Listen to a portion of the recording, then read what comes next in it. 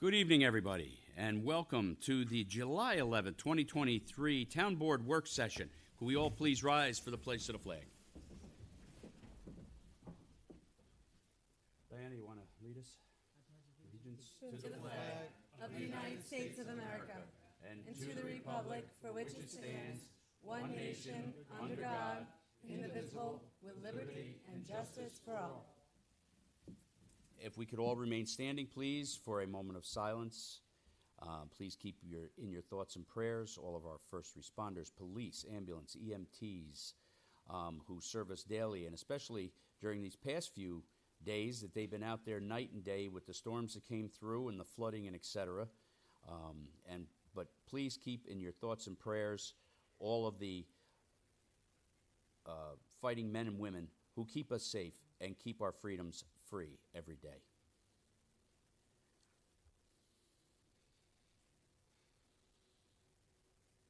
Thank you. Amen.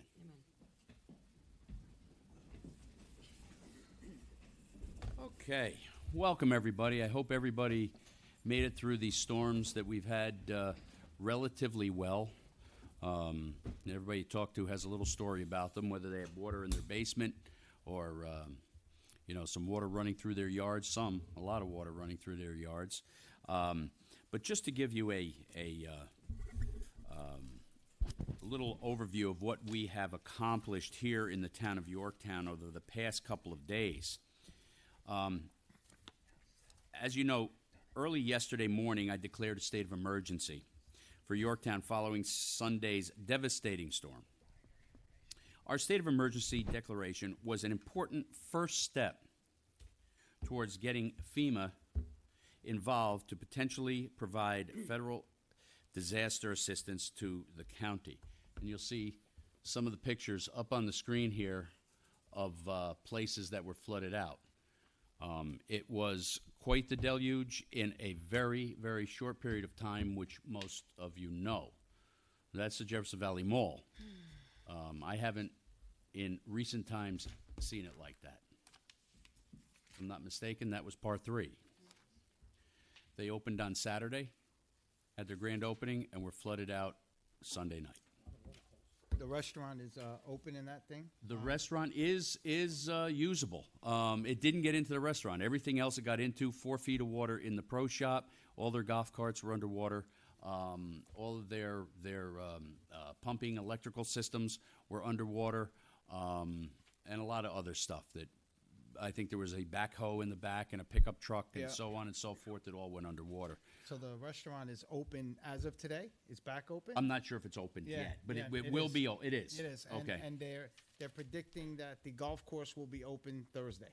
Okay. The thing with the golf course is that they're going to have to monitor that because of all the water. They're actually going to have to put some type of a fungicide on the golf course because the golf course is so wet that it's going to cause an algae which is going to kill the greens and the grass in that area.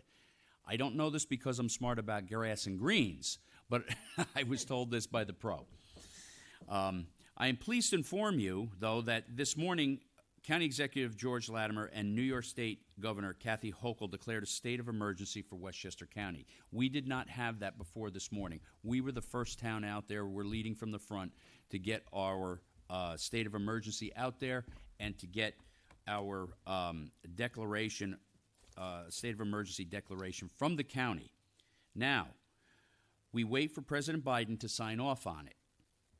It could take some time before we hear, but in the meantime, it's important for residents to know that if we do receive any assistance at the town level, it will be to reimburse the town for recovery efforts and infrastructure repairs and not for individual homes. However, I would encourage affected Yorktown residents to have a look at the information available at FEMA.gov, because if we are declared a disaster site, and once again, this has to come back down from, this has to go back out to the president to sign to allow FEMA to give us money, you might be able to apply for FEMA assistance as an individual. While it's not a substitute for private insurance, FEMA's Individuals and Household Programs, or IHP, provide financial and direct services to eligible individuals, to households who have uninsured or underinsured expenses and serious needs. So anybody that's ever had a flooded basement knows that the price of stuff goes way up once you start taking all the things you have in your basement out, and the electrical and the paneling and all that kind of stuff that has to be repaired. The first step with this will be to register with FEMA. Even if you have registered with the agency for previous disasters, FEMA considers each disaster to be a separate event. So folks affected by multiple storms may receive help more than once. To register, please go to online at www.disasterassistance.gov. Once again, it's www.disasterassistance.gov, and download the FEMA app. You can also call 800-621-3362. That's 800-621-3362 for information and to register. So basically, it's got to go to the president to get signed to see if we're going to get any money. That's the long and short of it. We still don't know because there's a couple other declarations that need to be filled at the state level and bumped up to the president. So, but we got it going. Hopefully it'll come through. It's quite the amount of money that has to be had here in the county. I believe it's $4.46 million has to be is the threshold from where FEMA will start issuing money to the town. And then once the individuals start signing up and keeping all the receipts and all the services that may come in, you know, if you have ServPro or whoever you may have come in to take care of your basement that got flooded or whatever, you got to keep all your receipts. Please, please, please. Otherwise, they can't help you. So that being said, it's unfortunate about Part 3. I was really upset to see that in the early morning hours. I was out about 4:30, 4:45 that particular morning, and it was very difficult to get around due to all the low-lying areas, and not even that what you would think would be low-lying. The water was just so high that where it was going under bridges, it was now between 2 and 3 feet above bridges. We have compromised infrastructure out there that we're working on. Dave will give us an update on that, right, Dave? Yes, sir. Dave didn't have much. He didn't have much to do out there over the past couple of days. He was muddling around. Yeah, he was just hanging out and taking a little swim, things like that. His feet up, eating He had his bonbons, feet is that up what you're eating saying? bonbons, you know. Bonbons? You just, let me tell you something. You just can't unsee certain things. You know, and most of all, foremost and most of all, I want to thank all of our first responders, our fire, our police, our ambulance guys and girls that were out there protecting us. But even more so are our town employees with the highway department and anybody else who signed on with Dave for these storms to make it better for our residents. Dave, thank you for your efforts and your crew's efforts and whoever else you took on to help you out there. Thank you. Greatly appreciated. And thank you for being there for us throughout the course of the storm. It was whatever Dave needed as far as I was Every concerned. one of you reached out to me, and I appreciate that. Whatever he needed out there, as far as I was concerned, he had it. It was to he kept our residents safe, and it all worked out well in the end. But we have some infrastructure things that we're going to have to take care of. And I think that's about all I have. I just wanted to run one thing. Real quick, because we don't go through that usually. Just on what Tommy said about keeping your receipts, I would recommend photo documentation. Yes. Any insurance companies you talk to, any paperwork, any estimates, please set up a file, download it in your computer if you need to. Keep all of that really, really tight, because Okay. that is what they'll look for. Sorry. Yep. Good idea. Thanks, Ed. Well, our first on the list would be storm mitigation by our highway superintendent. I could sit Dave here. I don't got to Bagnell. stand because I don't think I could stand too long. Oh, You're good. So, the storm, July 3rd and 4th, we had about 300 trees come down. We were out for about 18 hours straight. guys, we're going to talk outside. What I observed working directly with Con Ed and NYSEG as opposed to calling the 1-800 number 25 times and waiting for 10 hours was that as hard as they were working, they were having a hard time keeping up, which caused us a problem because we had 19 roads closed, which causes us a problem because A, they can't get through to restore power, B, emergency vehicles can't get through. So, based on my observations, we have a tree company on contract. I've spoken to them. All their men are utility certified. Okay, they could go out, cut the trees off the wires, and we waited 9 hours for a tree on Baldwin Road. Okay, I finally got Con Ed to go over there. I gave the guy a $10 cigar and sent him over. All right, my own cigar, mind you. Come on. I'm going to be putting in for that, so just so you heard it here first. So Give it to FEMA. they, I got it on my list. They went over, made a bunch of cuts, and it took me literally 10 minutes to push it off the road. So what I'm proposing is during these, we already have the money that we have with respect to taking care of the over 5,000 acres of town, open space, conservation easements, call them what you want.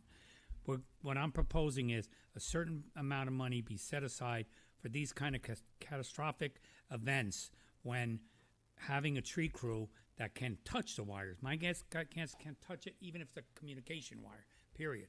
I will not endanger the lives of my staff. So that being said, that's my suggestion to, get things moving quicker, get roads open quicker, get emergency services out there quicker, and, a nominal amount, something just, a first blush kind of scenario, maybe 10,000 or something like that we would have in abeyance specifically for weather-related events, not for the traditional, I got to cut a tree down in a park kind of deal.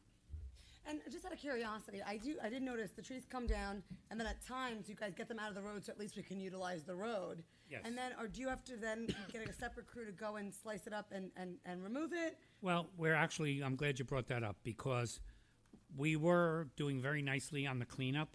The hardest. And more fell. Well, no, then the rains happened. We were doing really well. We had gotten on Hunter Brook Road cleaned up from Old Crom Pond, which I'll talk about that in a moment, Old Crom Pond to Jacob, and we still had about another 4.2 miles to go down. Hunter Brook was devastated, hundreds of trees. But just so everybody out there knows, we will be back to clean up anything that's in our right-of-way. It's just we're a little behind the 8 ball at this point. No, I guess I was visualizing like you had the mechanisms to push it aside, Right. and then you have the other guy the- coming right behind to do the slicing, and then Nope. The priority is Get them off. Get them off the road. Open those roads for emergency services. You can clean up any old time. You don't like the way the tree looks in our right of way? Sorry, because we're not putting them on people's yards. We're putting them in our right of way. yeah, of course, yeah. of course. I just didn't know how it worked. Yeah. Yep. So no, we concentrate on getting the roads open. So. Yeah.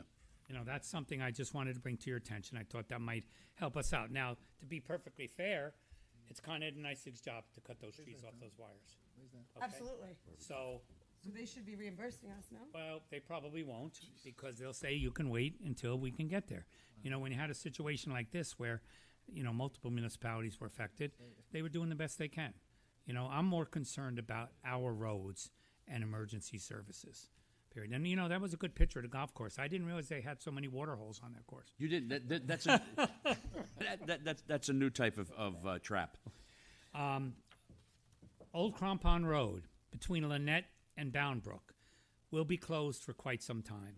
Okay, the bridge that's out there that 10 years ago I bought to whomever with the board was then. The issue that bridge was compromised. We did a quick repair and figured maybe it would last a year. Well, it lasted 10, which is pretty good. But that being said, until I get a structural engineer out there to tell me that bridge is safe, I will not open that road. The residents are okay.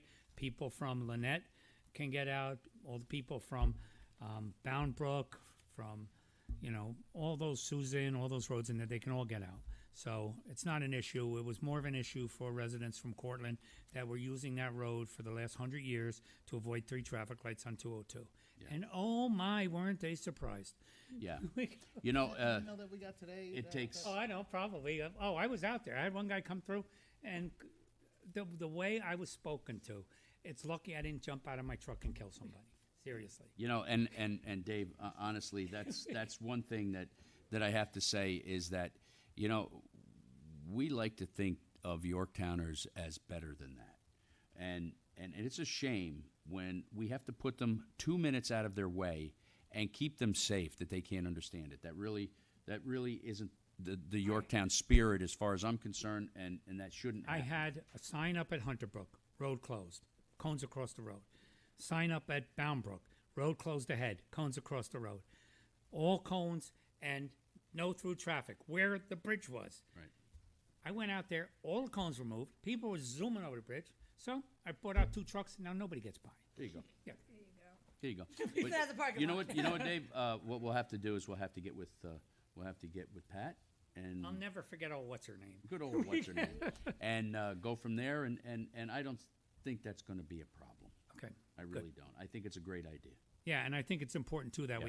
we keep that allocated for specific purpose. Yep. So We can start another line emergency and go from there. okay, super. I think Pat's probably watching. So going, I'm going to kill today- him tomorrow. I've been trying to get a hold of an engineer for the bridge out on Old Compound. Okay, Dan Ciarcia is he here? Probably Watching. downstairs. Dan was a big help.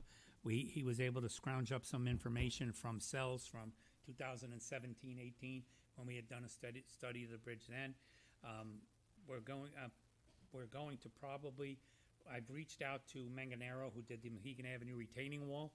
Okay, and I also reached out to the state because the state sent a thing out. I copied you all on it. Sent a thing out that they would be happy to assist. So then I sent back and say, oh, great, that's awesome. You'd be happy to assist. You know, I need somebody to tell me if this bridge is safe. And he said, well, we're only doing assessments now. And then I had to respond, well, what do you think I'm asking for over here? Yeah. We go, seriously. And so if I can get it done for free, Let's try that. that's our motto, free or cheaper. Yep. Yep. So But that being said, Dave, Assemblyman Slater actually had called me on that earlier, and I tried to get you, but I figured you were probably napping at that point in time Oh, yeah. to try Yeah, I and was- catch up. I was laying on the beach. I'm sure. Yeah, let's see if we can get the state to come out. And I think not only that bridge, but I think most of the bridges and culverts that we have, Right. let them take a look at them. It's like similar to the one that goes up into the Shrub Oak Pool area. Yep. God, I don't know what that would look Ridge like Street. underneath. Ridge Street. Brookside. Yep. Did we at one time have like a stream team or something? Like, what was this like? Dream Team was, my understanding is, it was a 1-year deal that there was DEP money. And they were sent just streets. checking the drains and the culverts and. I think they were actually pulling stuff out of the They were stream. clearing, Yeah. Yeah. I believe they were. What happened Maybe with we that should one? see we if need. somebody wants to get us a stream team. What happened with that is it became exponentially expensive. Right. Because you had to put at least an MEO with them. They had to have a vehicle. They had to have all the right stuff that they needed. were kids. And they were kids. So you needed at least Streams. one leader there. Yeah, in streams with rushing water and so forth. So I think way back when is when they decided not to do that. I don't know if they had any No, I incidents or think not, that's Dave. pretty brilliant. Like, just have someone just doing the cleanup. The issue is such also that we have a very unique situation in Yorktown in that streams are on private property. Right, you only can get certain pieces of it. Right? So usually wherever they cross over a road, all right, we have a right of way there and we take care of the inlet and the outlet of the crossover. But that's. But, if you're going to go on private road, on private property and clean up people's streams that they've been putting grass clippings and leaves in for the last 20 years, that's not fair to everybody else. Yeah, and when you get And they these heavy probably rains, shouldn't be doing that. Probably not. and when you get these heavy rains, it's moving the water, and it's moving the debris in the streams that are on private property into culverts. And the problem is if you go along the path of all our culverts, some culverts are ours, some culverts are the state's, other culverts are on private property. It's just it's a very difficult challenge, but I still think there's value in having routine maintenance, at least in our areas. And in the town, we can only do what we could do on our own property. And as long as our property is maintained, Yeah. And once again, we have state, we have local people that have properties. Yeah. We've cleaned the garbage gate in front of Hill Boulevard, numerous occasions. That's ours. We need to do that again. That has to be done again. That But one's getting it's clogged up. We've Above cleaned. your head, so it's not. Yeah, no, it's not good right now. We don't have any scuba equipment, and we're not going in. We've had the state clean on numerous occasions. The one that runs under Route 6 that actually, I believe, flows into that one, which seems to clog up on a regular basis. Many trees are down on the exit point from Osceola Lake, but they're on privately owned property, and that makes it difficult too. You know, it's a whole thing that we have to try and work around. I know Dan CRC has been working to try to get the owners of the medical building to pull those trees out of the stream so that they can open it up a little bit. Sergio, I think, said it one time that it's 100 little things that make one big thing. That's right. And It's an old To Italian your point, thing. I just sent my beaver guy up to the mall. Okay. Yeah, I have a beaver trucker guy. So I sent Mr. Like when I used to work with Marinick, I I had the sent duck guy. Mr. Beaver up there. I had the goose guy with the dogs. Actually, today we borrowed Sewer's flush truck and we jetted out the manhole across from the winery to try and get the Mohegan Lake to drain more quickly because Mohegan Avenue is going to be closed. indefinitely. Yeah. So Isn't there the situation is the Beaver guy went out, checked the pipes, all right, the mall's pipes on their private property, and 3 out of the 4 were flowing good. So and I the said, the George, mall's is that- very responsive. well, The mall's been pretty responsive. I don't know called them. if there were beaver dams or not because with that, the torrential rains, they'd be gone. Cleared so 'em. we won't even be able to tell for 3 weeks if But beavers were there. isn't there like a relief valve somewhere? We talked about this yesterday. It's open. It's open? It's open. I called the guy yesterday. When did they open it? May. So when the Oh. mall was built, it was built as a detention center to hold water? They have water runs out of Osceola Lake, goes under Route 6, goes through Jefferson Village there where the garbage gate is. Under Hill Boulevard. Under Hill Boulevard, out, down, through the mall, out Strang Boulevard, Lee Boulevard rather, across Lee Boulevard, and right. parallel to Lee Boulevard. No, because I and actually that's was Peekskill Watershed. I was talking to like the Tony Grasso's generation. They were saying like, no, it was built really to hold water, so water could drain from somewhere else. So flooding at the mall is actually it's doing what it's supposed to do, and then it's supposed to release. And I was like, oh, that makes me feel a little bit better. I didn't know that, so I didn't. I guess I'll have to Yeah, it's get supposed those to be- maps, John. I gotta look. at There's Like believe an it or not, underwater looking at river. this, there's under pavement water retention that's in that particular parking lot. Yep. That's cool. And that's supposed to hold the water. So that tells you how much water we actually had. Right. The water that's figured. The one that came above. And that particular parking lot is figured for the 100-year flood, and that we seem to be getting year after year after year. I can't quite figure that one out, but Must be getting older. that could be. As long as I keep getting older, I I'm don't good. think I've ever seen this at the mall. No, this has We had never happened. 8.1 inches of rain in 6 hours. Yeah. 8.1. Yep. So it lot of really came down. So Dave, we'll get Good. on that. You and I'll get together, and Super. I need backup going in there. You know. Thanks. Yes, I know. I do know. Thanks, Dave. I appreciate Thanks, Dave. it. And And thanks for all the hard work. Guys don't mind if I leave. nope. No, not at all. And you know, there's one other thing I have to do here tonight too, and that's to thank my town board for being responsive with this storm and having my back while we were out there. Me too.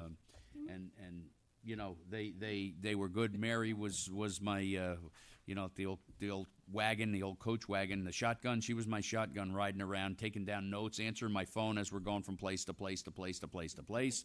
Yeah, don't call me when I'm on Hunter Brook ever again. No, I won't.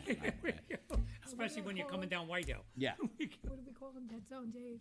Yeah. So, It's a good throw. but once again, I want to thank my board. Ed was out there with me in the early hours of the morning, and then Mary came in afterwards. And the remaining board members here, they were back up and helped extensively. So thank you very much, board, and I appreciate it. And I would be remiss if I didn't thank everyone.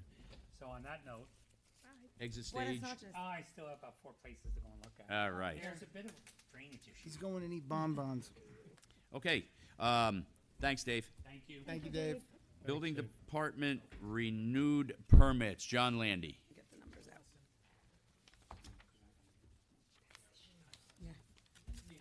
Good evening. John? Hi, John. Hi, John, how are you? Good. I have a couple of things. One is the renewed permits. What's going on is if you see on our town fee schedule and code, you're only allowed 2 renewals on your original permit. So it calls out fees for the renewals in our town code and on the fee schedule. But what happens then is, say you go through those 2 renewals. Now, we have to revert to original fees, which Tom, Adam, and I were discussing, and I don't feel, and Hey, they guys, don't could we feel, take it outside, guys, please? and we don't feel that's kind of fair to the applicant or the resident building a house or doing renovations, because the way our fees are structured is it's on cost of construction. So what we've been doing is reverting right back to full cost of construction. They may be 90% done. Right. They may be 50% By the time they done. need that third renewal. Correct. So why are they paying, I'm just gonna say a number, like if their original permit was 5,000, why are they paying 5,000 again when they're 90% done? So I don't have the power to reduce that, or let's calculate based upon completion of work or how much is left to complete. I would have to have, guidance from the town board saying, yeah, that's fair, we can do that, or Adam can tell us how we can do that. Maybe So what is by a renewal, resolution. a renewal on a, let's say that the original permit was 5,000, what would be the first renewal and second renewal cost? By our code, I believe it's $250. Each 250 renewal. bucks. Yeah, for Each renewal is $250, and you're not allowed any more After 2. after 2, which is pretty standard The because. fear is that when you need the third one, you're going back to 5,000 because you're going to the first full cost of the Correct. project. For original cost. So- Or we could, some things are also happening is we're finding projects that are 12 years old.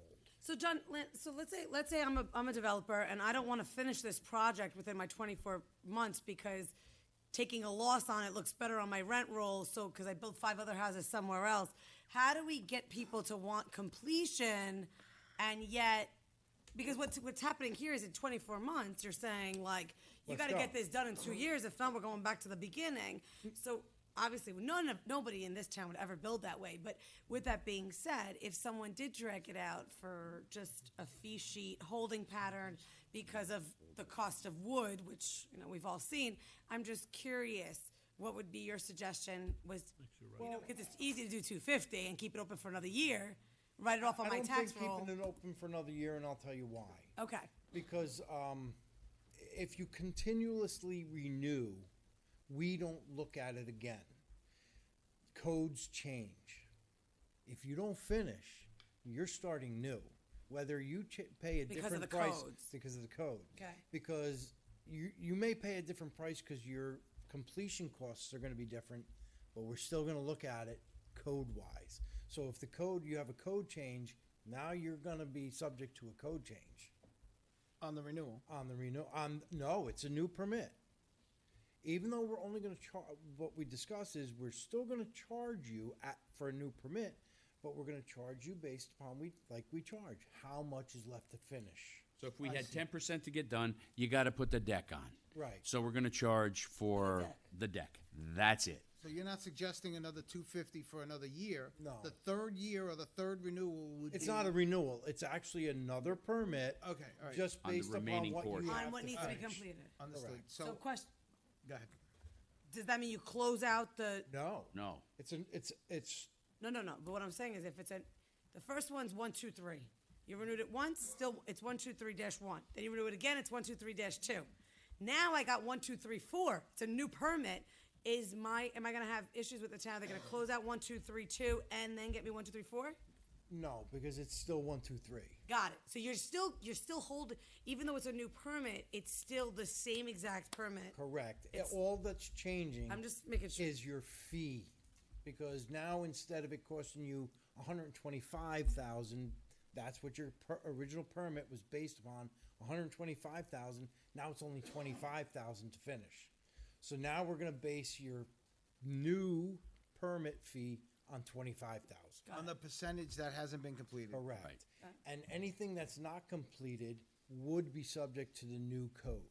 Anything that's already been inspected. grandfathered in already. It's already done. It's already done, No it's been such word as inspected. grandfather. I like that word, but It's okay. No such word. It's So- pre-existing non-conforming. So this is the last and final, This is, Yes. okay? It's the third, well, actually, it's the fourth. it's fourth. It's the last and final. After that, if you don't complete, you don't put your deck on, now you gotta go back for the whole thing. thing It all was over the again. big ship. The big thing The big starts yacht, rolling got again. Because it's not only the guy that comes in 3 years ago to get that got a permit. It's we're finding stuff that hasn't been closed for 20 years. Mm-hmm.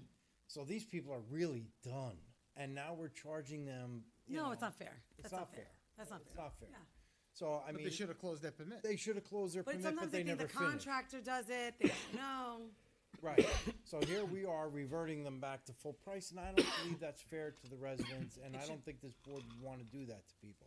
Right. It should be for whatever that is. Now, that being said, fee schedule. Got it. Our new fee schedule is based upon cost of construction.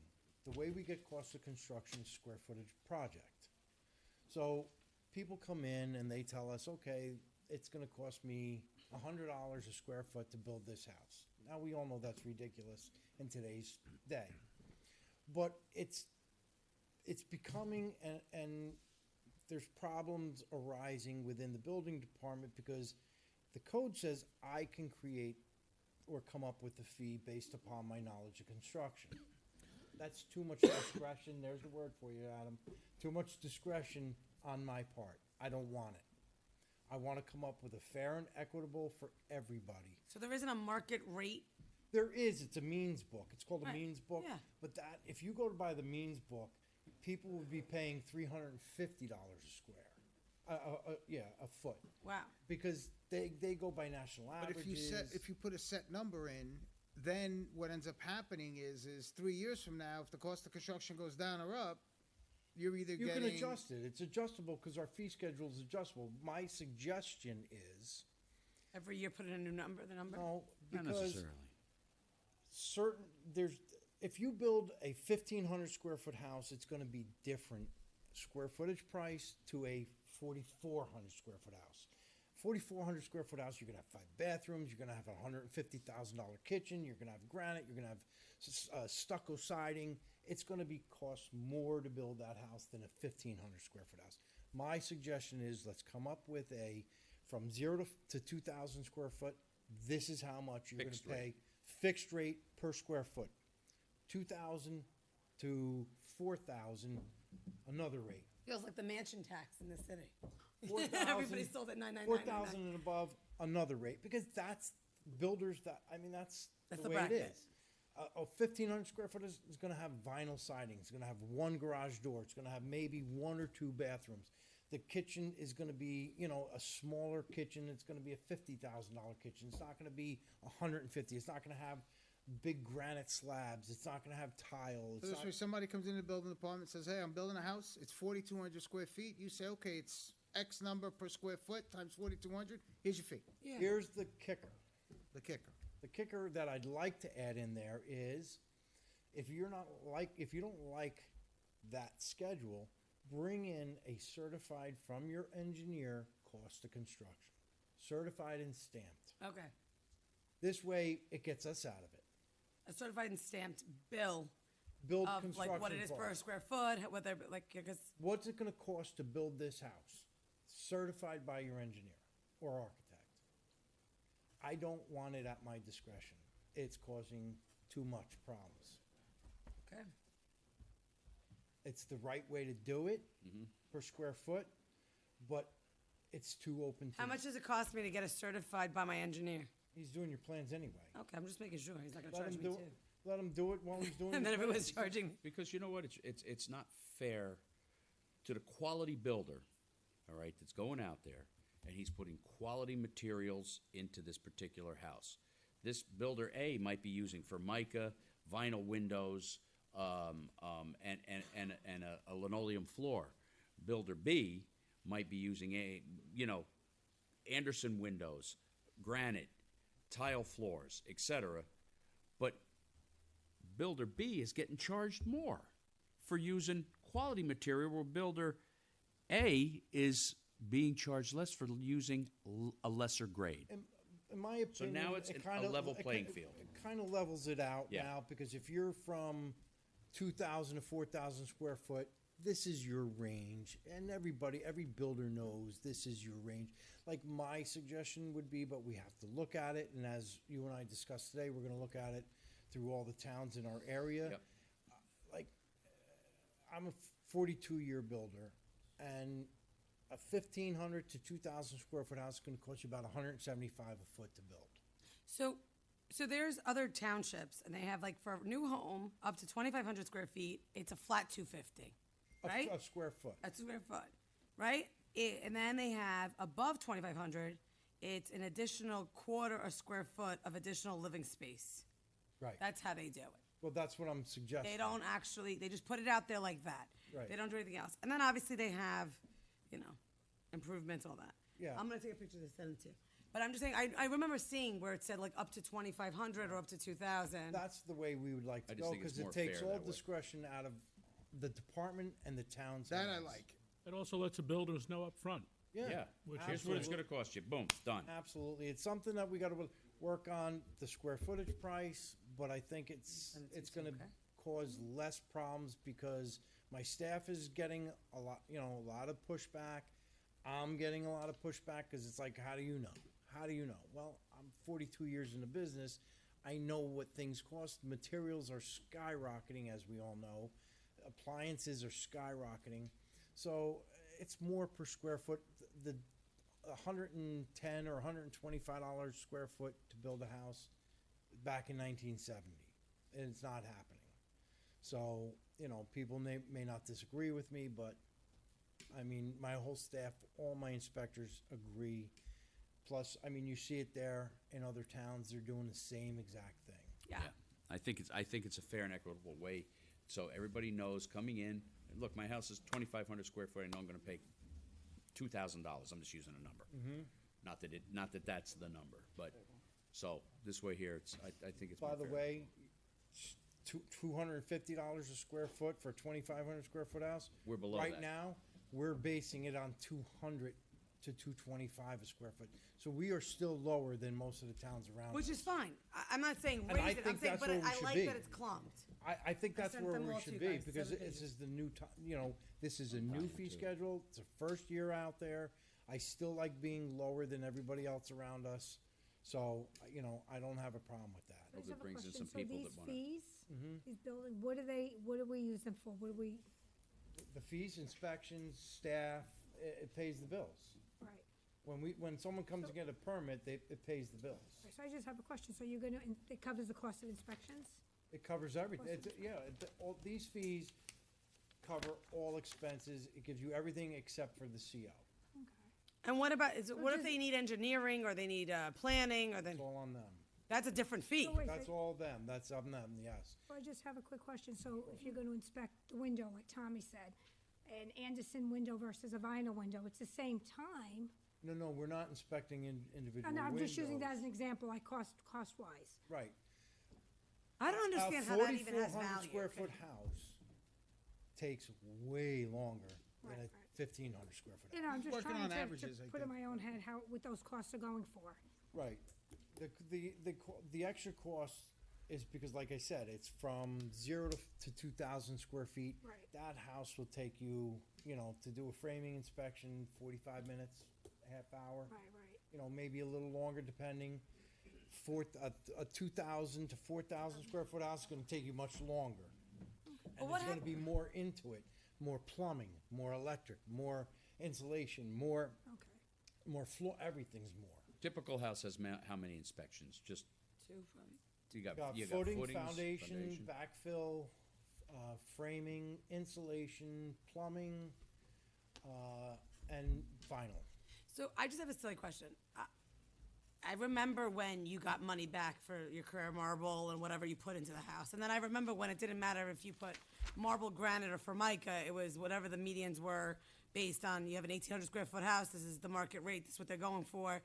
Poo-poo on you that you spent $100,000 on your kitchen, your house is only worth X dollars, right? So now you have a guy that's coming in building a house, right? 3 bedrooms, 2 bathrooms. The basement might not be livable. It might be storage based on where they have their outlets. I don't know. I'm making this up. I have no idea. Like, are you literally going, okay, your house is worth more because you got your windows from Germany and Sergio got his windows from the Bronx? We're doing an average price. Average price. Okay, good. That's why I'm trying to say, that's I why I'm was trying like- to, from 0 to 2,000 or, square foot, it's this square foot Right. price. So you can. You don't care what we put in it. Yeah, I don't care what you put in it.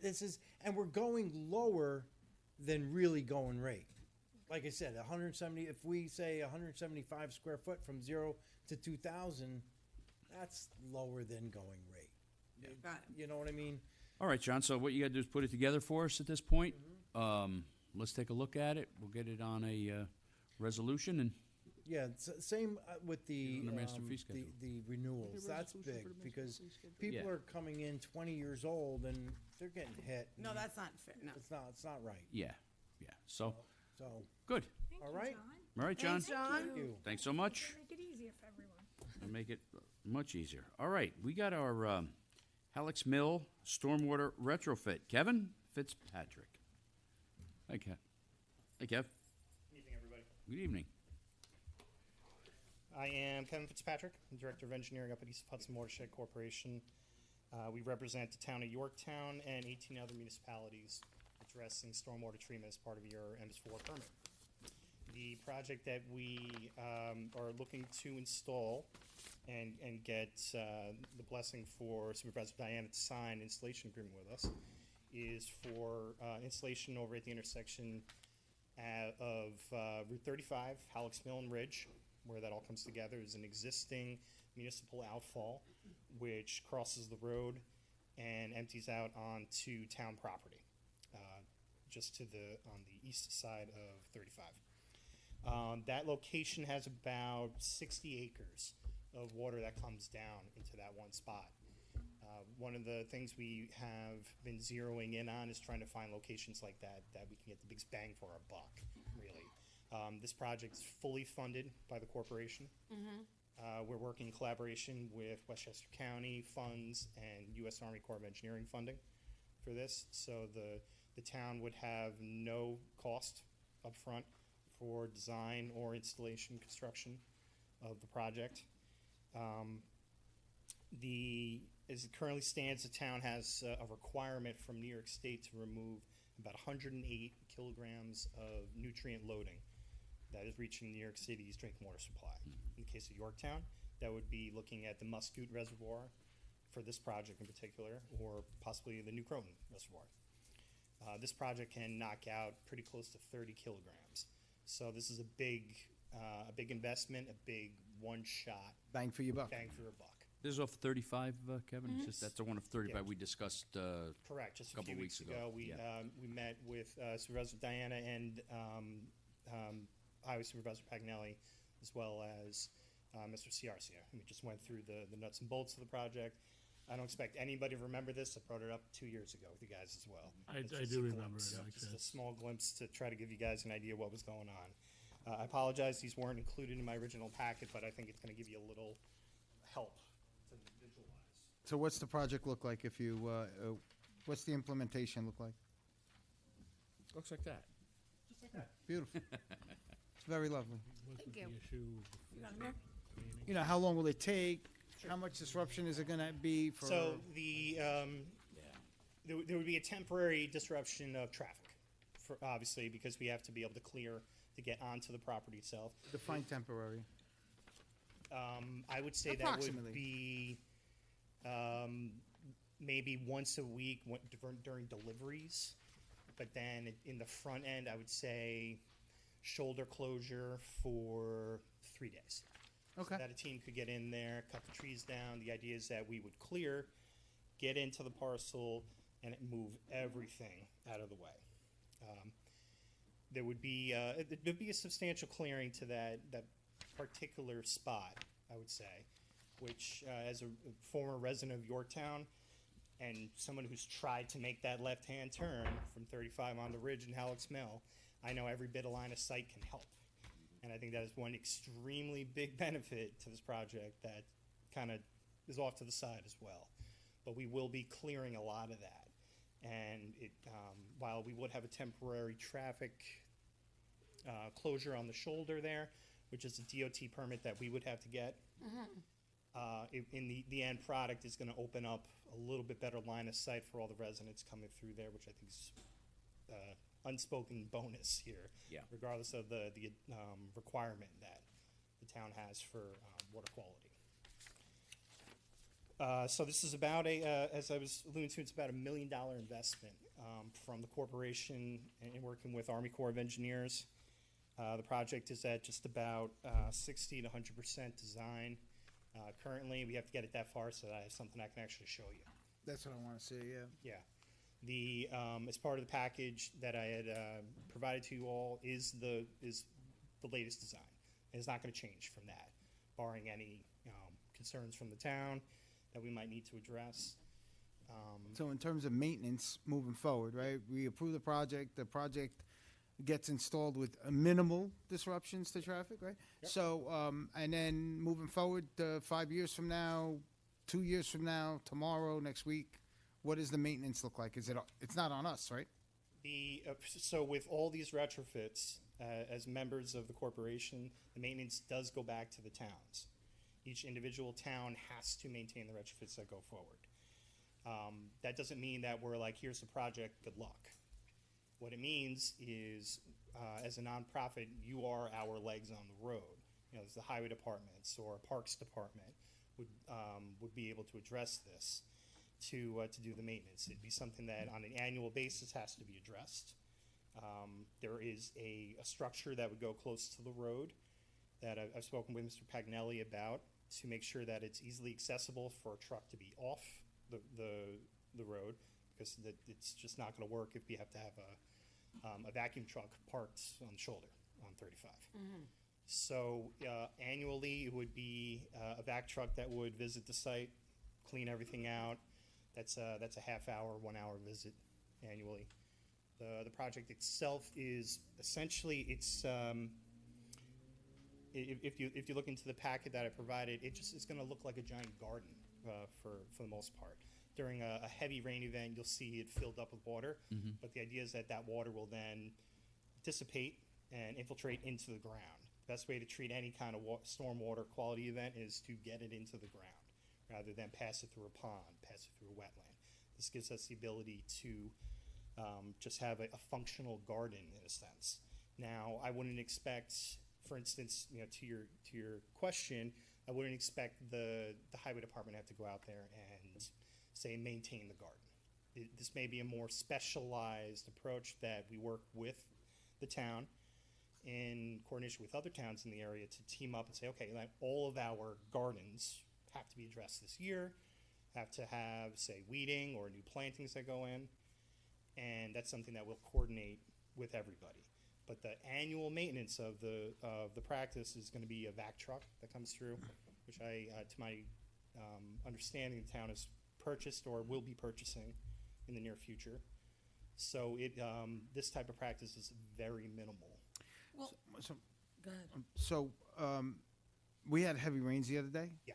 And I didn't see any water overflowing. So this is going to be on the opposite side of Ridge, right? You make the left if you're going down 35, you would make the left on Ridge or the left that little cut through to get back to 202. That's where you are. You would be on the right side of it if you're heading down 35 toward the 684. Am I correct in assuming if that? I'm leaving the town on my way to Somers, Okay. it'll be on my right. So yesterday, and with all the heavy rain, did we get any overflow in that spot? Any water across the road there? No, because I think the topos run downhill towards Greenwood Street, if I'm not mistaken. And this would catch some of that, distribute it. It would stop the stuff that would be actually infiltrating. No, I'm all for that. I mean, that's a great initiative. The filtration. I get all of that. It's we need clean drinking water. So, I just don't want this project to now create an issue when we get torrential rains like we had. Sure. Now all of a sudden it's overflowing on 35. Sure. Which it's not now. Correct. Yes. How So would we guarantee that didn't happen? with all these practices, there are two storms that we look at when any engineer is designing a stormwater practice: water quantity and quality. Quantity is obviously what happened earlier this week, right? Quality is what we address and what all the towns have to address as part of the stormwater permit that you all have. So MS4. this project grabs that first smaller storms that come through. You got 8 inches of rain, which is incredible. This practice addresses that first 1 inch, treats it, gets that first flush of pollutants and everything that come down. With the installation of this project comes a diversion structure to make sure that those larger storms keep going and just keep passing by. We would be replacing not replacing, but installing a structure directly next to an existing DOT manhole that has the stormwater that's coming down off of Ridge and Halleck's Mill and the whole drainage area there. This, by no accounts, as long as it's being maintained, this has no reason to back up. We're upgrading what is there. We're adding updated conveyance system there. So it, by all means, should not be an issue for backing up there. And maintenance of this thing would just be a vac truck. Yeah. Once a year, basically. That's what we ish, expect. Yeah. Unless we get, a mudslide. But that's not the only thing. There's something that is subjected to government audits, and the town has to pay those fees. Roughly, how much are those fees? What is a government audit to the site? So in this case, the corporation does the inspections. We come by, we audit it, make sure that the town is, for any retrofit, is doing what's necessary to keep it up. Those payments come to us, and it's a shared expense among all the municipalities. So the number's that we not in here. represent. Does it vary? Is that why? That's it, yeah. That's the short of it, because So roughly, how much is a government audit? To making sure that all the materials are in line and that To the your town? non-federal sponsor has books and records, and that's us trusting that you as the partner of this has your books and your records and all that in order. So does that mean that you give us a copy of your books once a year so we know that you're doing it? Could we be fined if you didn't do it? Like, let's say it's not a bang for the buck and you drop the ball in one of these places. Are we gonna get, could your liability fall on us? it is, so in short, it is your liability, because it's your responsibility to do these projects. So instead of the town spending $1 million to execute this work, or have to find $1 million, we are using the funding that we have available to us. I to hear do that, but you're also saying that you're the one that's gonna keep these 3 years accounting mechanisms, but they're under the maintenance of records and audits that we would have to sign off on. So So I guess I'm trying to understand, like, What- is that you're doing it and I'm making sure you're doing it? Or are we doing it alongside you so that we don't get fined? town is maintaining it. The town is reporting to me that they've done X, Y, and Z this calendar year. I have all those records. The town will have all the records as well. Right, that's, okay. We, should somebody audit that, typically with an MS4 permit, you will have the DEC audit you at Somebody, yeah, of course. some point along the line. And that is part of your MS4 permit.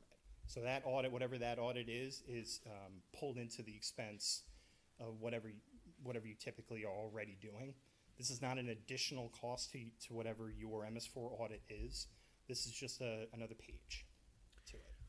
And you would have the records and the Yes. filings and whatnot. Yes. Even though we would have copies, if we ever got called in for an audit, we would contact you and you'd be able to provide it to the government Yes. or the government agency. Yeah. Should the DEC say, hey, what's going on with your stormwater program? with Okay, the I just wanted to retrofits make with East of Hudson, you call me up and I can say, here's Right. the full package of the last 6 years that I have readily available to hand down. Well, look, I think the value of clean water, for me, and based on what I'm hearing now, far outweighs any of the small reservations I may have. I'd like to see more with your design and all of that stuff, but I have no further questions at this time. Yes, Dan, to come up a second. Yeah, Dan, you want to come up and just give us a high level on your aspect of this? And now this costs us, where'd he go? This costs us nothing, correct? Yeah. To put in, right. Yeah, and we've done some of these practices elsewhere. Right. So the program is, because their mission is to remove nutrients from the reservoirs, they're building these practices at their expense, and for now, they're paying for the maintenance. So. But it's- eventually, we'll have to take over. Well, we don't know, Kevin. I I- mean, for now, the corporation has the funds, and they're able to tap into all these different funding sources. So that helps underwrite making all these improvements happen and continue to be maintained. So we basically, I mean, so we've already, like I say, have a couple of these practices throughout the town, and it's just, you know, again, doing sort of our part to improve water quality in the region. I think it's a pretty straightforward project. It'll help mitigate some of the water, and like you say, what doesn't go in there and get seeped into the ground or absorbed into the ground continues down its normal path down towards Greenwood Street. And this will help with the algae blooms that they've been experiencing in the reservoirs? Yes, certainly. Yeah, the whole goal of removing the phosphorus and nitrogen from the water is to assist with that. You know, those are two things that are basically just steroids for algae growth. So we can get it out. The ground is the filter medium, though, correct? There's not a filter per se in this, like on some of the other, what were they called, Dan? The basin, The basin filters that we had put in at one time, or that you had, or maybe not you, but that were installed at one point in time. Yeah, there are all types of different projects that can be chosen, and there are chambers where filters have to be taken out every 5 years. Yeah. This is not that. This is not that. This is not. This is maybe someone's going in with a weed whacker. Someone's going to go in and make sure that it's isn't overgrown. Even if it is overgrown, honestly, it's still going to function exactly the same. It's just going to be an aesthetic point. So it's, the maintenance is much more under control by comparison to a lot of other choices. Town engineer, I understand, is going to be doing that weed whacking and Yeah, we bought him weed- high boots. We good. got him high and weed boots control. and All a right, lot of Dan, deets. is that okay with you? Okay, that's what I like. That's what I like to Good hear. answer, Dan. Good answer. Good answer. Man comes through. So we, to give you guys a timeline, we would be looking to likely go to bid for construction in the month of, I believe, August. For us, that would be awarding it in September.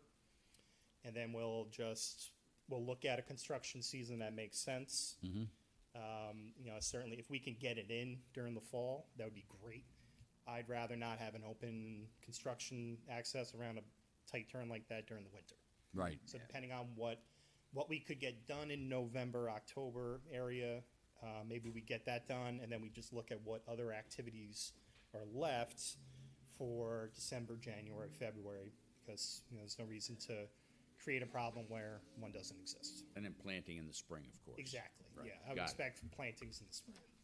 All right, so I got to sign this and get some notarization on it and get it back and get, as long as you provide Dan with the weed whacker. Sounds good. We need a reso giving you the permission to. I just want to mention one other thing, and that is, we're working with Kevin, because one of our concerns is that's a sort of junction on our sanitary system. So they know exactly where it is, they're staying clear of it. And the other important point to make is, this property is constrained, so it's not like we're really forfeiting Right. parcel that could be used for something in the future. So Yeah, this- it's just- This is a good use of it. Right. Be a resolution to accept that, and so forth, right? Authorize you to sign it, yes. Yeah. All right, so we'll have to do a resolution authorizing me to sign this, Next week. and And we'll then get next that done next week. All right, so we can get that forward, Dan, and authorize supervisor to sign this for the East of Hudson, and we can, away we go. Thank you, Kevin. Thank you all Thanks, very much. Kevin. Thanks for taking our questions. Thank you. All Thanks, right. Kevin. All right. Last, but definitely not least, the famous Matt Talbert from the Parks and Recreation Chairman. I gotta get a shirt like that. No, you're supposed to come up this way, Matt. Matt, you were going the wrong Just direction. checking, just checking. Run while you can. He's already leaving. Run while you can. Cigar box? Hello, everyone. Hello. Oh, cigars? Hi. What are you We reading? have for you presents. Not really. This is. Thanks. Thanks. It's all right. Listen, if it was mine, You're lucky I love you. there would be a problem here. Thank you for That looks placing like a them down billiards gently. box, doesn't You it? didn't know what I was giving you. No, I wasn't. Cigar I wasn't box. 100% going with a certain. cigar box. That don't look like cigars, man. Thank you, When are you darling. leaving on vacation, Matt?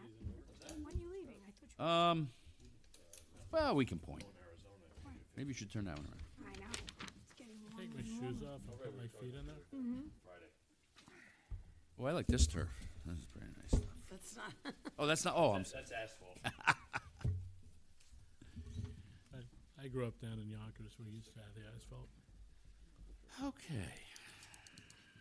My kids always ask me when I played ball, what did my uniform look like? I said, well, we always wore a good pair of jeans because when you were sliding on concrete in the Bronx, the jeans offered protection. A little bit.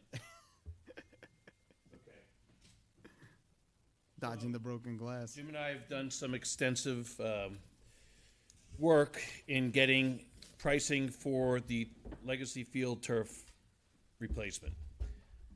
As you can see, there's quite a difference in some of the pricing. And just going with the lowest bidder, in our opinion, this is not a bid. Let me rephrase that.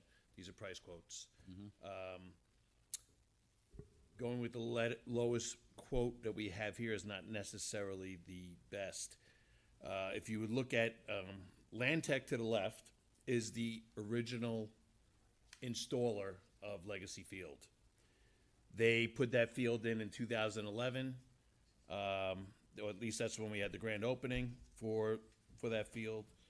That field actually failed many years ago. I guess we missed the boat on it somehow. I don't know. Which one was that, Matt? Legacy Field. Okay. There was a class action lawsuit on that field. For the and- turf? For the turf, long time ago. Yep. Doesn't matter. I mean, the field is still operational, but what happened is the splines of the turf failed, and they laid down. They split.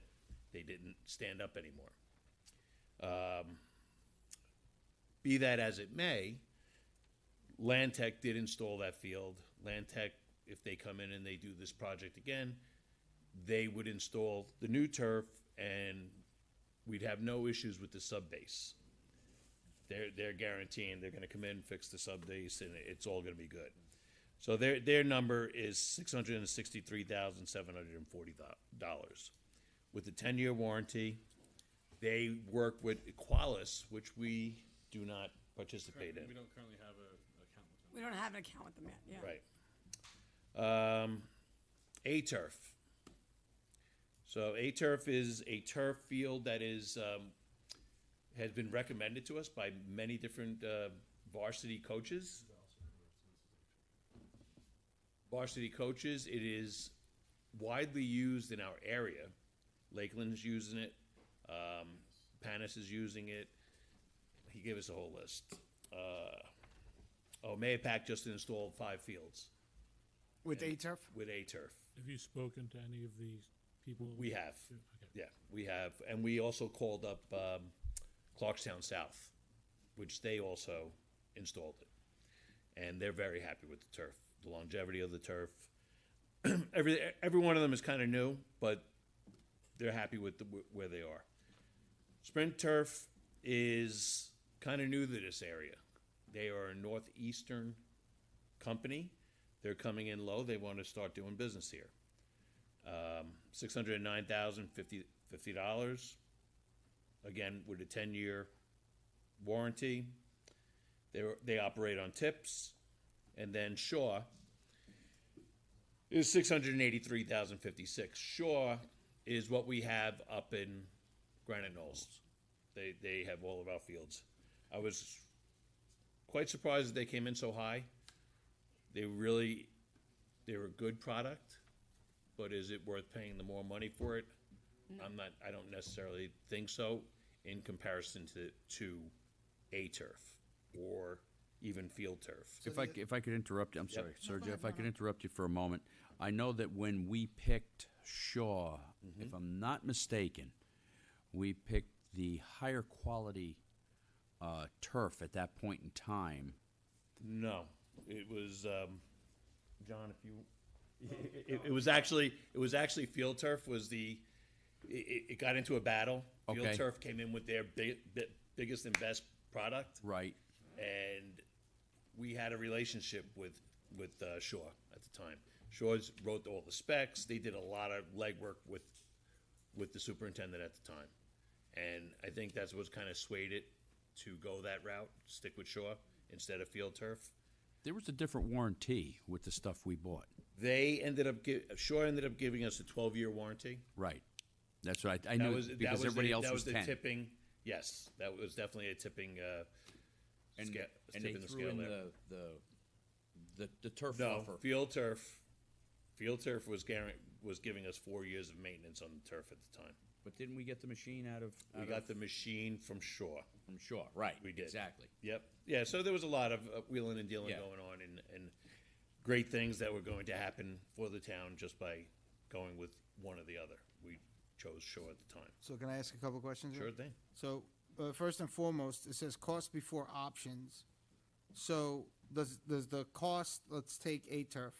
A-Turf is at $634,223, $634,223. Is the warranty for 10 years additional? No. So that's a no-cost item. That's already been, we told them we weren't accepting anything less than a 10-year warranty. Okay. The only option on that is for them to have a bond. Okay. If we required for them to have a bond, that would cost us that amount. So let me ask you another question then. So on the Land Tech Field Turf, the first column, it says labor included, no. What does that mean? So no, if you look at that line, That's for the co-op. labor separated, and easy to work with co-op purchase, and since we don't have an account with Equalis, I put no there.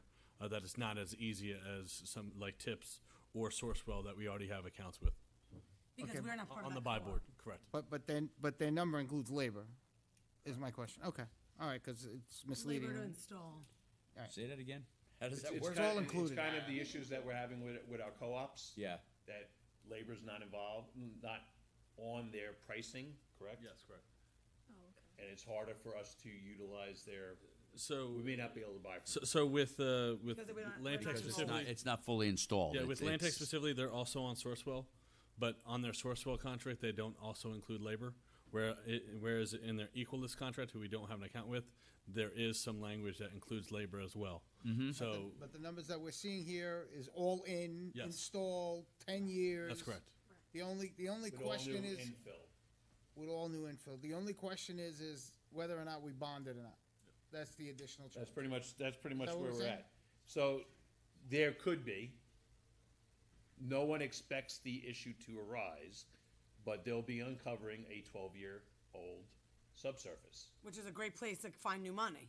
It's a great place to find new money and So change we want to make orders. sure that they cover the bottom, because if they open it up and So, say, yeah. So which no one one's said wi- that- No one's willing to actually, Landtech is willing to cover the subbase. No one's willing to cover the drainage. I'm not really concerned about that because we just went through the 1,000-year storm and that field was, it was the best thing. it dry as a bone. So, But the sub-base could. Could be $1 million. I'm kidding, but yes, it could be a lot if of the money. subbase was, now I learned this from being up at Granite Knolls all the time, if the subbase was uneven,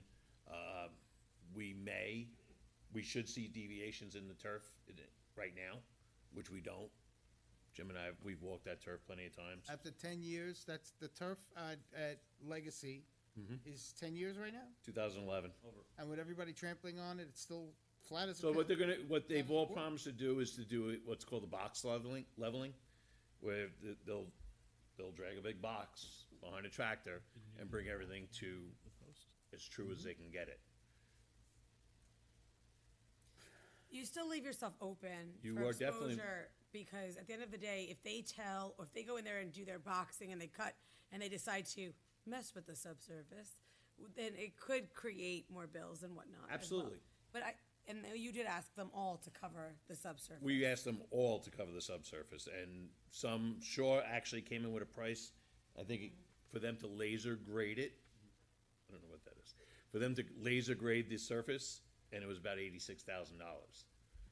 So I'm kind of, they all kind of felt like it was not gonna be an issue. Famous last words. It's not an issue until it's an issue. Not an issue until it's an issue. Land Tech, Field Turf, they had no problem guaranteeing the sub base because it's their sub base. So that's our number. With them, that's our number. That's our number, but we have a very difficult, we would have to get involved with Equalis, and if that worked. Wait a minute, how difficult is it? The town attorney would have to look at it and see if we can operate. I think we've already given you Equalis. So do you guys have a recommendation, as to where where you would like to be? I'm comfortable with A-Turf. I am. I'm comfortable with the discussions that we've had with them. They are, again, they're around our area. They're also throwing in, what was it? It's not down here right now, but it's 8 additional maintenance on the field, Over 2 years. which Yeah, 4 times for 2 years to groom costs it. us $2,500 each time they do it. You know, when we bring them in for a deep cleaning, so There's value there. there is value there. That's 10 grand. Yep, Or 4 times for 2 years, or And we're already in tips. 8 times for 2 years. 8 times, 4 times a year. 4 times a year for 2 years. 4 times a year for 2 years, yep. So they'll come in 8 times in 2 years and And Groom just, it. Just real quick, too, I want to kind of point to your attention. If you look at A-Turf specifically, you'll notice that their amount is actually the least. They're actually the cheapest quote here. However, their lines, they do their lines a little bit differently. The other companies glue their lines in. They sew their lines in. So there won't be any issues of a line popping out. So sometimes that's happened with Legacy, and we've gotten those fixed. And Granite. And we've gotten those fixed. And you can get them fixed. But, you know, you have to call someone, you have to shut the field down for a little bit, and then you got to get the guy to come out. Whereas with the sewed They in. charge you for that? Yeah. So with this. Legacy. But yes. Granite Knolls is under warranty. Yeah, correct. If they're under warranty, they come in for free. And thank you for correcting me on there. But the sewing is so beautiful. Yeah, and you're never going to have those issues. So that's just something to take consideration as well. And that's Shaw, right? No, That's that is A-Turf. A-Turf. Oh, A-Turf. If you look at the thing here, you'll see that This actually the is- sports this is lines cost you. I thought Shaw sewed theirs in too. who's this? Up at Grand Field Island. turf? Field Turf. Yeah? That's Okay. column 1. They sew the This is panels column 2. together, Oh, he put them in which is column 15 1. foot They're so foot small. 15-foot panels, They're so small. Gotcha. and they sew those The together. last one is Shaw. So, out of curiosity, have you spoken to anyone who's used the Sprint Turf? I know it's We did. They're trying to get We it went in. down to Alexander Hamilton High Oh, School. yeah, that's right. In Elmsford, and we walked their field. It was beautiful. It was a great field. Then he told us they haven't had football on it in 4 years. So I'm like, So okay. that'd keep it nice. He kept it real nice. We got to stop football. Yeah, they're trying that already. Is there, Don't is there say that anyone out that's loud been again. using it that you could look into, just out of curiosity, since they're new So to the area? everything else was northeast. We did reach out to Sprint Turf and ask for more local places for us to go, but it was northeast Massachusetts, northern Connecticut, Rhode Island. They're trying to break in. They're trying to break into the market here. Right, because I'm wondering if it's even worth a phone call. Do you know where in the Northeast? You know, in you know Mass? what the concern is when we call Shaw, they're here usually in 24 hours. When we call Field Turf, they're here in 24 hours. It's the service that we're kind of leaning towards, that if they have as many turfs in this location, They have a rep here. they have a reputation here. So, So- they're all good. They're all good products. We wouldn't brought it to you if they weren't all good products. The only thing, like with the Land Tech, did that one have? That doesn't have any grooming, correct? That they're not No. including. So there's a I don't know how much that costs, but $2,500. How much? $2,500 each time. each time. And we got Spin Turf that's going to give us annual grooming and repair for warranty. Yep, So annual grooming forever for 10 years, Year for 10 years. not knowing how often this has to be groomed. I mean, not like it has to It be should- mowed. Or, No, it should be groomed Yeah. in the fall and in the spring. We just never actually have the financial ability to take care of that. so We were doing it in the beginning, and it's amazing actually what you get out of a turf After clean and rake it? It's the metals and, yeah. So- People drop. What are your suggestions here? I mean, they all, they're all, What's the GMAX test? Can you explain that? The GMAX test is a device that they place on top of the turf, and it's basically a heavy weight that drops down, hits the turf, and it has to hit, I think it's 130 something, PSIs maybe, if I remember correctly. And it's just computerized, and they do it all over the field. And that's what makes the field playable. That's great. So this 1481 means it passed the GMAX test? Everyone's going to have to do a GMAX test when the completion, when they're done with this, in order for us to accept the product. No matter what? No matter what. Got it. They all have to do it. installed including turf cost. Now, they're all installed including turf cost, right? Because under a turf, that's the only one that says installed including turf cost. Install, specifically the install is also included. Yeah, they're all including installation. Okay. Oops. The only difference is the optional bond, I think, Tom. Yeah, which one is sewn in? That's A-turf. A turf. That we like better. That we like better. Oh, yeah. The other ones are, Field turf, we have. We own field turf and we own shore.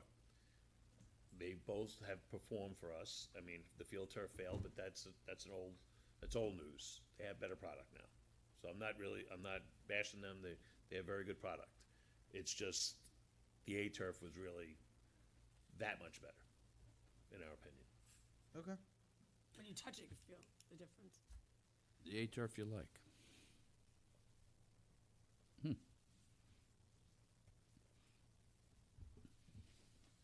It's heavy product. Okay. So, then we have the finances. Now, we have spoken about it. See you guys later. No, Look, can we get another 4 or 5 years out of this? Not after, no. Crazy glue? Come on. We have crazy glue on it. Okay. We've gone the crazy glue route already. Give him the good news one, wasn't he? Yeah, this one's on This is PJ. the good news. Oh, so the turf replacement fund has $510,000 in it right now. We would absolutely prefer not to use all of that right now because we are going to have to make up $1.5 million for the Granite Knolls turf in another maybe 10 years, hopefully less, hopefully more. So we also know that we're getting a donation, but that hasn't been completed yet. So we would like to roll that donation into this, and then the turf replacement fund take care of the rest. So, you need 1.5 million for the Granite Knolls replacement in 10 years. You have 510,000 in the current turf replacement fund. Correct. How long did it take us to get to 510,000? 2011. 2011? But in that time frame, we added 3 more turf fields that people are paying for time on. We probably would not have gotten there in time if it was just Legacy that we were putting the time on. Legacy would have been used much more. We're averaging roughly 70,000 a year in turf replacement. When you say turf replacement, that's It's what's leased out. that's one bucket, right? Turf One replacement. trust So fund. all the ball teams that play there, Correct. that turf replacement goes into one bucket. Correct. It's not segregated between Granite and, It's all one. One bucket. or baseball or football. It's all, right. it's all one thing. Yeah. So, do Everyone pays into it. does this have to be bid out, or? This doesn't because they're on our Bicorp. The one that does have to be bid out is the Equalis, right? 'Cause Not necessarily. It depends on the language of Equalis and whether or not they split the labor. right.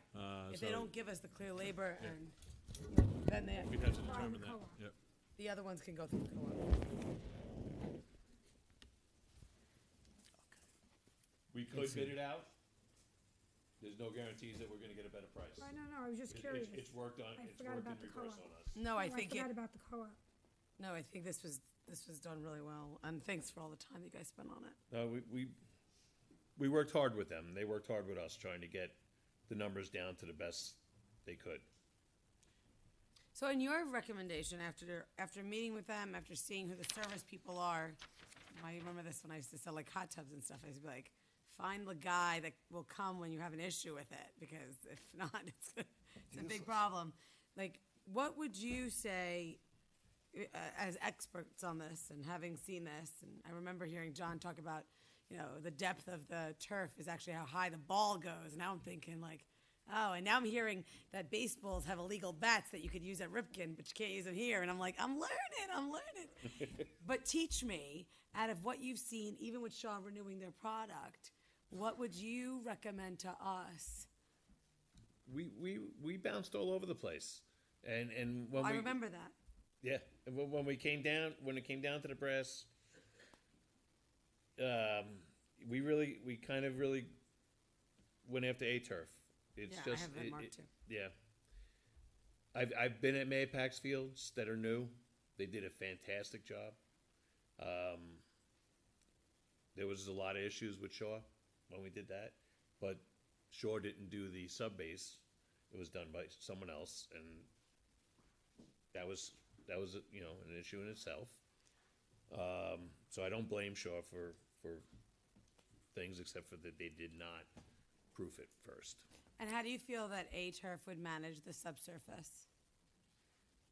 A-turf did not foresee an issue with the subsurface from what they're seeing above surface. And I will say, I don't see the one with the lines, but I did see the sewed-in lines, and they were beautifully done. Like, they were all the way through and back. It was pretty impressive on how to do it. At one of your meetings, when he came in. Oh, you discussed it? Do you forget when I have all his hair at the table? If there's a problem with the subsurface, what is the cost per? One gave a price of $80,000, plus tonnage. We can go back to them and say, give us your maximum of what it will cost. Recall which one that one was? That was Shaw. Shaw, yeah. Okay. That was Shaw.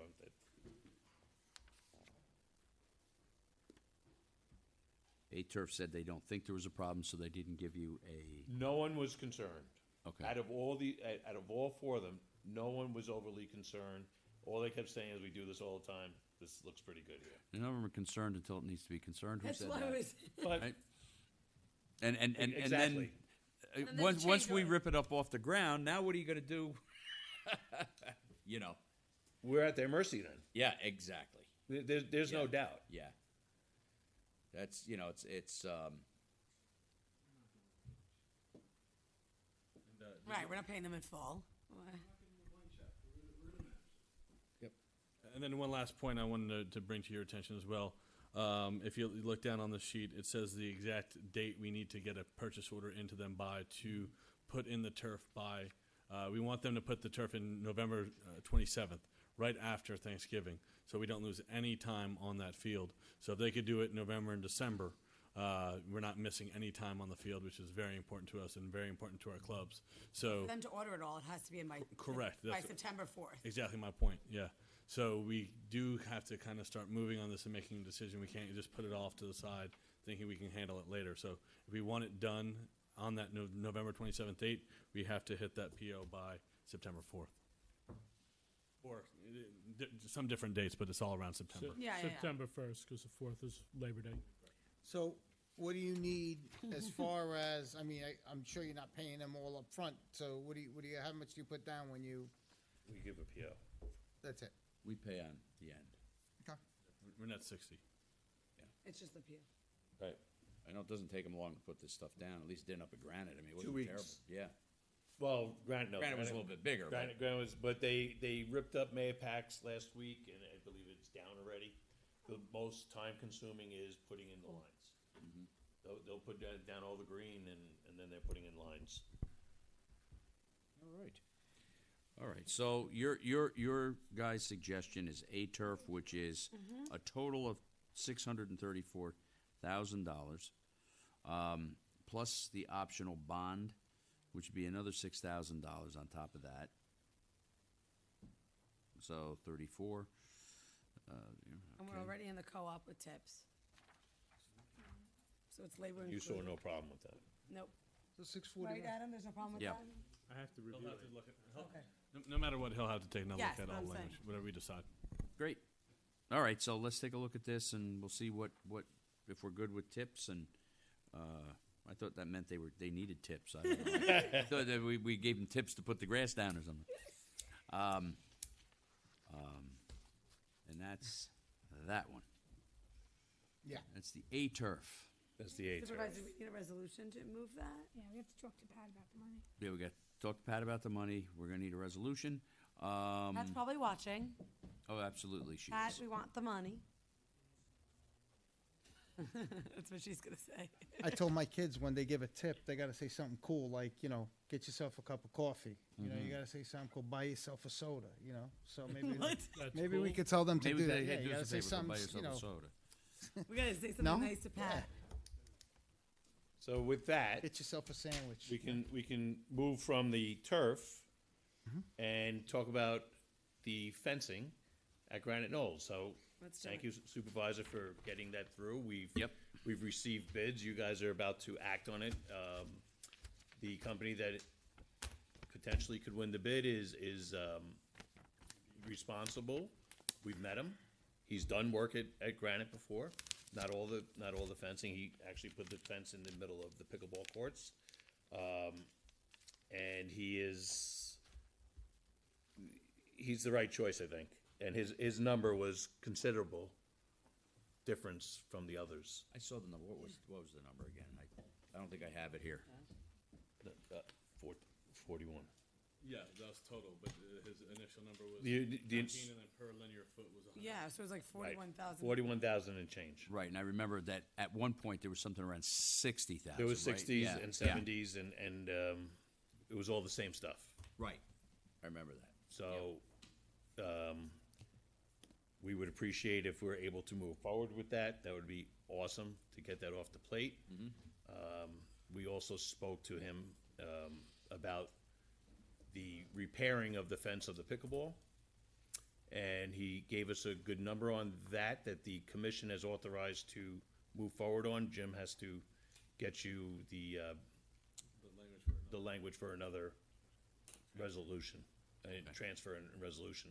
So, what was that fence company that we have for the one that is a good one? WBE, WBE. Okay. correct. That's in their reso.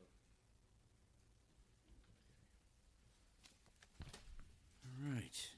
Okay, guys. All right, so we have the one last thing with Granite Knolls.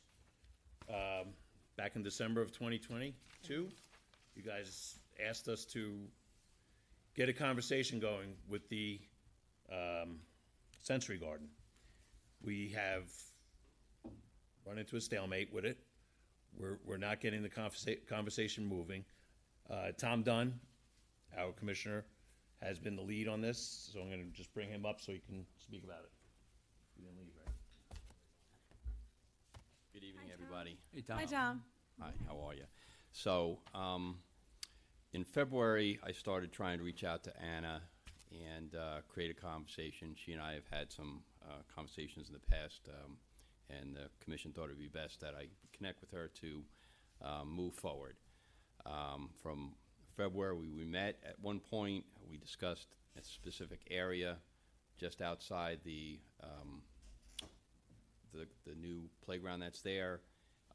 The level part, she was on board with that. We thought it was manageable, the size, and the other ideas that she gave us. Everything was, we were all on the same page. And then from there, things sort of dissipated. We then were told that the grant application was for the entirety of that area. I haven't seen the grant application. I don't know what it entails. We would like to know what it entails, but we don't. Who has the grant application? That's the one that we signed. We have the copy. So, I'm sorry?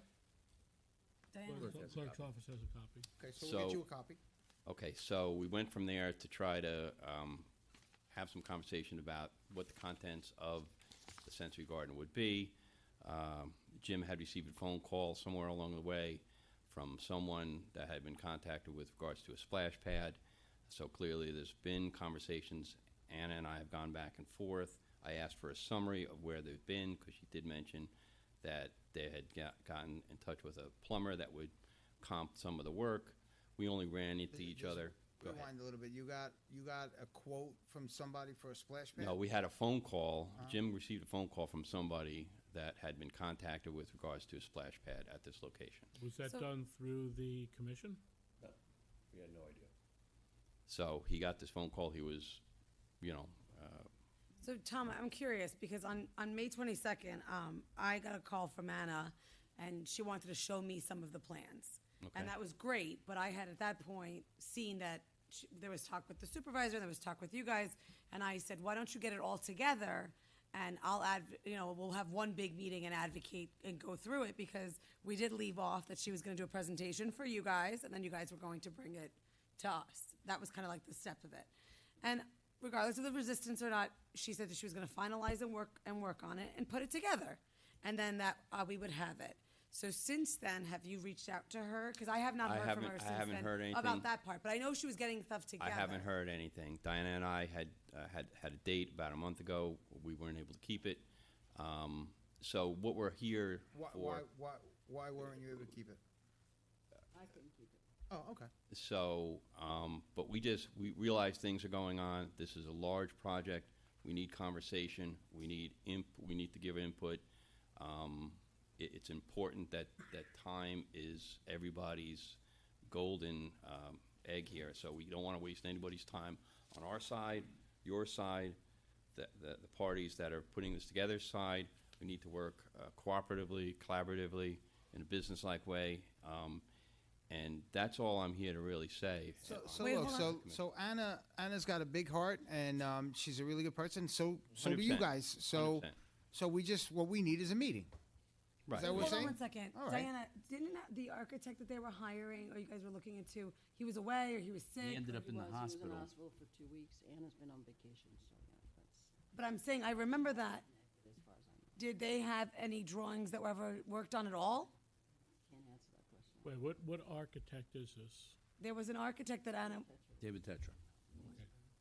He just had his house flooded, so. What was that? And I'll ask the question again. Are you guys on point with that architecture? No, Is it- we have no idea. That's the first I've heard. that Tetra was hired to, or he wasn't even hired yet? Some pro bono work as far as I know. Oh, okay. No, we have not, we have So, no idea. look, I would. But somebody called. I would say that any plans for anything in any meeting should be public, because this is an open meeting. It should be in your commission meetings. And, you know, I think that just like you're here today, people are put on an agenda, commit to being there, and then get this collaboratively done, because I think that's what I'm hearing. There's some stuff dropping off. We have put Anna on the agenda, and she doesn't come. She hasn't agreed to come. We've been hoping for. You need to gotta stand a need little next to the closer to them. Sorry, we have put Anna on the agenda, not because she agreed to come, just because we hoped that she would come. She knew that she was on the agenda, and she will not. She won't I come. mean, she's who got a lot else- going on. Who else- I understand. who else So do is- we. Who else Right. is working with Anna on this project? Because it seems like there are other people who know different aspects of it that are not your knowledge base. I'm assuming the town clerk is working with her, but I don't know for sure. Are you? I don't know for sure. Not in, like, working, Not what? not working, no. So is she doing it all by herself? You'd have to speak to her. She has her people that she works with. Okay, all right. So look, everybody's well intentioned. Anna's a great person. Absolutely. You guys are great people. So let's just get a meeting going. So this way, you guys are in the loop, which you should be. You ought to be. She's also should be in the loop. So I think you guys could work together and collaborate and get this done. Maybe not everybody's going to get what they want. Maybe everybody gets what they want. I don't know, but I think you guys could, can and will move forward together, and we just need to facilitate that. I got to meet with her, and she was. Yeah, which isn't a problem. Oh, I think I'm once. hoping that the town board's able to facilitate that because we have tried. Yep. Well, This she is called. going on since December of 22. She called me late April or whatnot, and I got to meet with her, and it was great that I did because I was under the impression after one of our meetings at the commission when I was the liaison, just listening. I'm supposed to just listen, by the way, from now on, so you'll have less talking.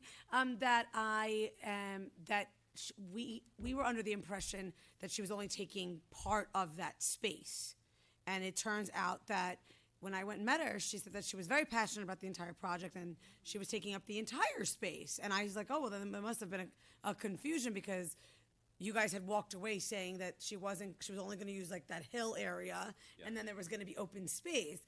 And she said that she never said that. And I said, well, this is why I'm all about these on-site meetings, like to brainstorm on site. Again, I don't know because I'm not very fluent, Adam, if there is a possibility for everybody to meet on site. Site visits we can all go to. I don't know, like, I'm just saying, but I understand that there was a site visit with Anna. Yes, there was. With you guys, and then when you came back with some of the notes, when I went back and asked Anna, she said that was not how it went. When I came back, I did actually contact the supervisor and let him know what had transpired, that it was great because he did put us together, and we got up there, we met. Jim, myself, and Tom Dunn, we met, and it was a very productive meeting that When was this? February. Yeah, I was gonna say, this is before Nice and March or warm up April, there. because This was before her dad passed away. 'Cause I- She, we're mindful of that. We are. She's got a lot So, we just want to be part of trying to move this ahead, and you can only do that with conversation, with dialogue, with interaction. And plans. we But my fear is that don't things have wanna already get- been I'm sorry, promised. we don't want to get to a point where people have been putting things together, Dave Tetro, others, to get to a point where we're not part of that conversation. Everybody knows there's a process in place. Everybody, as you mentioned, supervisor, to come before us. That's how it works. That's how it's always worked. But who are others? I mean, we keep kind of alluding to like. Well, no, I don't know of any others. So just a little history lesson. We've gone through this before, and we came to a town board meeting, and all of a sudden there was a presentation that none of the commission knew about a sensory garden, about everything else. We're trying to prevent that from being an issue All right. moving forward. So I'm sorry. So, the town clerk is going to get you a copy of the grant application, right? Not a problem. Okay. We're going to try to facilitate a meeting for you guys with Anna, and I don't see that being a problem. I mean, I think you guys need to be in the loop, just like Councilman Lachman alluded to or said, and then this way we could all sit down, have a calm and cordial Absolutely. conversation, and get together and see where we could go with this. And Jim, I next think time. that I think that quite possibly once Anna gets squared away with her house, as her basement was flooded now, so now there's another setback. But Which is fine. Yeah, David, I guess is out of the hospital now, and he should, according to Anna, last I talked to her, which was a couple weeks ago, I guess it is now, that he's got a set of plans or at least a drawing on what is expected.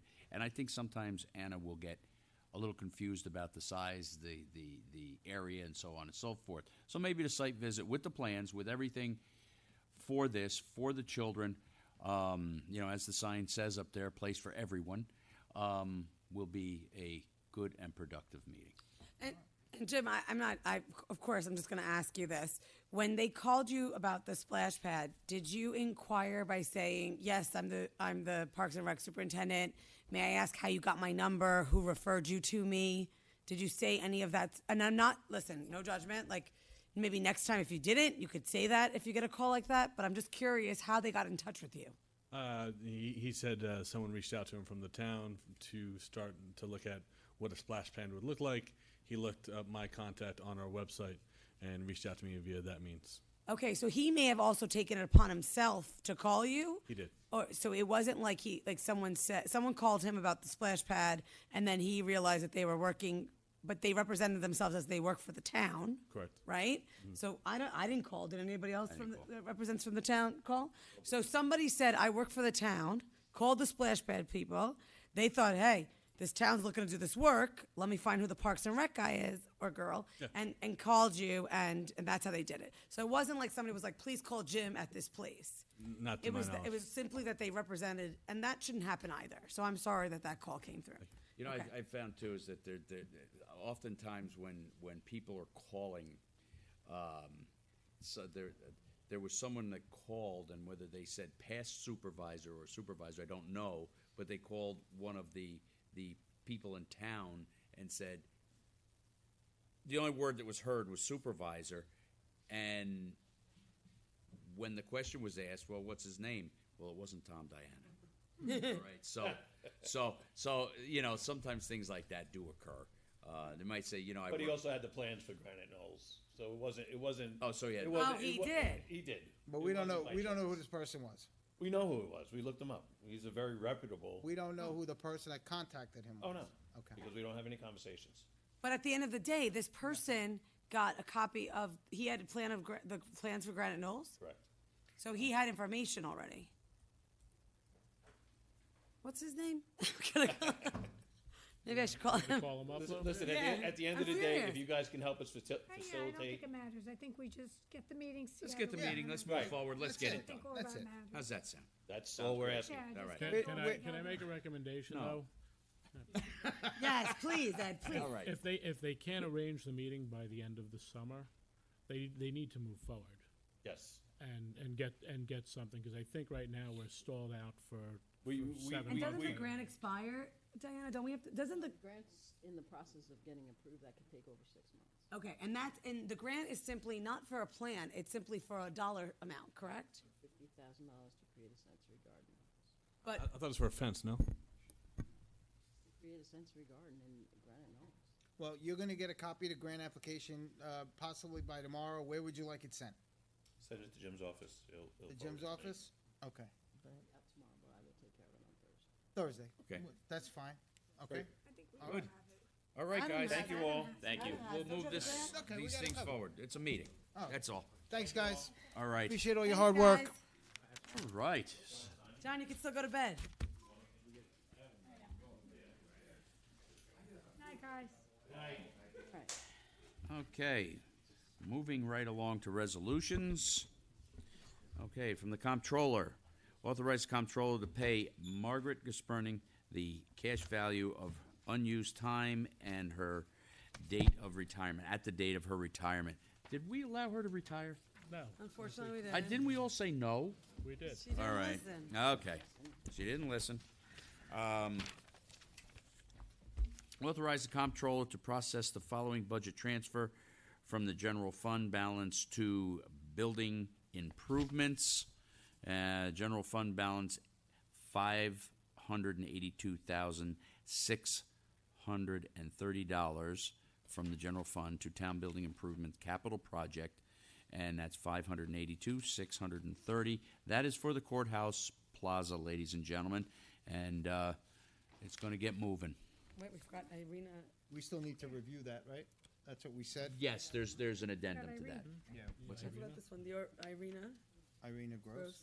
Yeah. Where's Right here. Irene? Oh, I'm sorry. That's I'm okay. sorry. Fund balance, All right. town building improvement. Authorize the comptroller to pay Irina Gross cash value of her unused time at the date of her resignation. Okay. And now we're going to skip the, we'll go up here for authorize the comptroller to process the following budget transfer from the Mohegan Highlands Beach District fund balance to Mohegan Highlands Maintenance and Repair. Where's Ken? Is he still here? He's gone. Oh, there he is back there. That's not you? Okay. Authorize the comptroller to process the following budget transfer from the library fund balance to the library building maintenance. And then we're going to authorize the comptroller to process the following budget transfers from the fund balance to diesel fuel. Or the Parks and Department. Authorize the comptroller to process the following budget transfer for Parks Department, and it's from Parks Land Trust to Parks Improvements. Authorize the library director to enter into an agreement with yeah, that's easy for me to say. Schindler Elevator Corp. And Marshall Alarm, Inc. That would be for the elevator in the library. From the Parks and Recreations Department, authorize Parks and Recreation Superintendent to award a bid for the fencing netting at Granite Knolls, which we had just talked about. Righty. Supervisor, authorize the supervisor to sign a memorandum of understanding with Greenway. Authorize the supervisor to enter an agreement with the town of Cortland for senior meal preparation. Authorize the supervisor to enter into an agreement with the town of Somers for senior meal preparation. Authorize the supervisor to enter an agreement with the county of Westchester for the provision of nutrition services. Authorize the supervisor to enter into an agreement with EFC for the repair of French Hill water storage tank. Let's see. Authorize the supervisor to enter into a 5-year service agreement with Cummins for the maintenance of the Cummins generators. Authorize the supervisor to enter into agreement with Central Square for asset management software.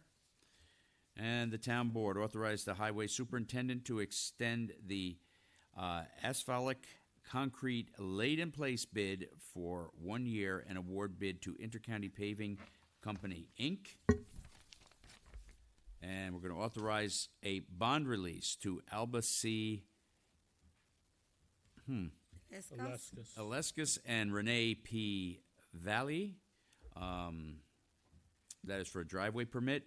Authorize the John C. Hart Memorial Library to continue to purchase e-books and e-audio books from Overdrive. Authorize the erosion control bond release to James Malloy. And let's see, authorize the highway superintendent to advertise for pavement markings. And we're going to authorize the highway superintendent to extend a bid. What? There's one more to authorize erosion control. Right on the bottom, Santarelli. Authorize the erosion control bond release to Ronald and Dorothy Santarelli. We authorized it for pavement markings. Authorize the highway superintendent to extend a bid for the electric light maintenance for 1 year. Traffic light maintenance for 1 year. Authorize the highway superintendent to extend a bid for the street light maintenance for 1 year. Planning Department, adopt a resolution accepting a bond for the Taco Bell on Route 6 in Mohegan Lake. And I think that's it. So moved. Can I have a motion to? Oh, wait a minute. Yeah, I need a motion to. Motion to accept. So moved. All right. Second. All in favor? Aye. Any opposed? Motion carries. Okay, and the final one. Motion to adjourn. What? Closed to finish up the person. Oh, yes, and we're going to make a motion to go into close to finish up personnel issue. And dismiss from there. And then we'll be dismissing from that point. So Okay. moved. Second. All in favor? Aye. Aye. Thank you very much. Guys, good night. Don't forget Lake Day. I'll be there at 8:45.